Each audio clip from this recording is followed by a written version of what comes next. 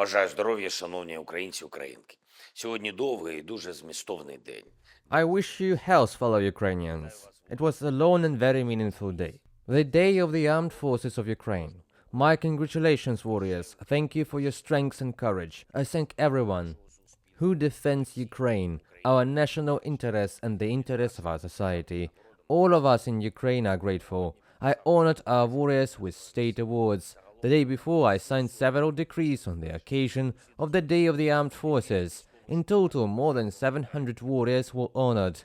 All of them are worthy. I visited a military hospital to thank the doctors and support the guys recovering from wounds. And I am grateful and proud of all the military doctors of Ukraine, all our combat medics, all the nurses who save the lives of the wounded warriors and bring them back to life after heavy attacks by the occupiers. I also visited Okhmadit at the occasion of St. Nicholas Day. And it is symbolic that according to the updated calendar, two holidays now coincide. The Day of the Armed Forces, the basis of defense, and St. Nicholas Day. Life itself shows that the dreams of our children, the security of Ukrainian families, and the culture of the Ukrainian people are possible only on the foundation of the mighty and respected armed forces of Ukraine and their results. Together with all the defense and security forces of our country, it is important that the strength of our warriors truly returns security to our people, our children, and Ukrainian cities. The First Lady of Ukraine and her team visited two special schools in Zhytomyr region, the superhero schools. In total, there are 11 such schools today. These are state institutions under the patronage of Olena, which are established at children's hospitals. Sometimes children need to be treated in a hospital for months, undergo long rehabilitation.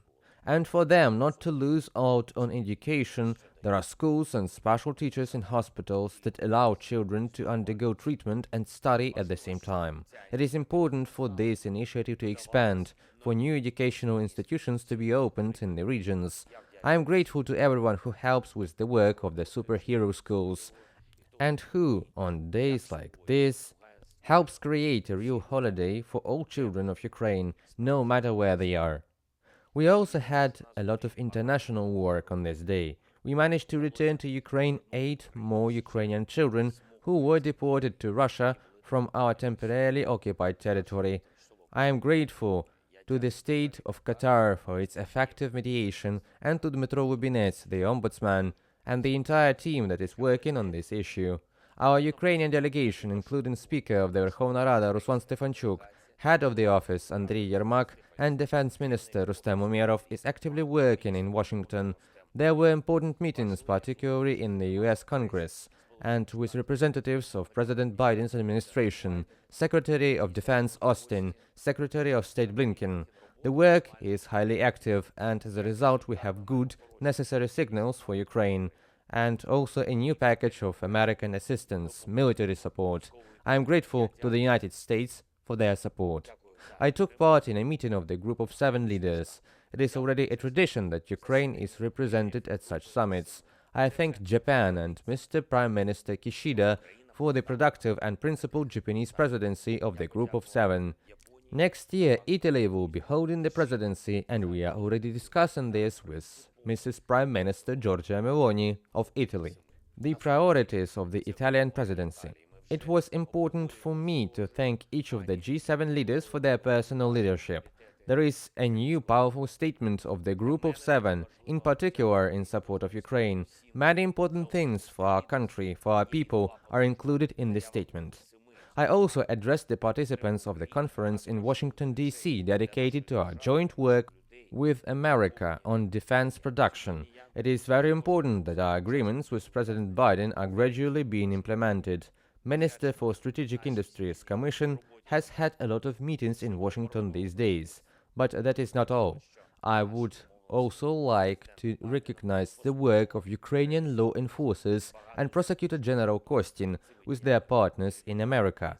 There are important steps. The United States has indicted 4 Russian military personnel suspected of committing a war crime, torturing a United States citizen. For Ukraine, it is crucial that every crime committed by the Russian occupiers is thoroughly investigated and given a lawful and fair legal process, leading to an appropriate verdict, and our institutions, together with our partners, are actively working on this. One more thing. I held a meeting with international relations officials from the Ministry of Foreign Affairs and the office. We are preparing a vigorous continuation of December and an active beginning of the next year. Ukraine will fight for its own interests, for the fair interests of every free nation, because when we can defend ourselves, it strengthens everyone else in the world, who, like us in Ukraine, values freedom and the international order. I thank everyone who is fighting and working for Ukraine. Glory to the armed forces of Ukraine, and may the memory of all Ukrainian heroes of different times who fought and gave their lives to keep Ukraine alive remain bright. Glory to Ukraine. Слава Україні!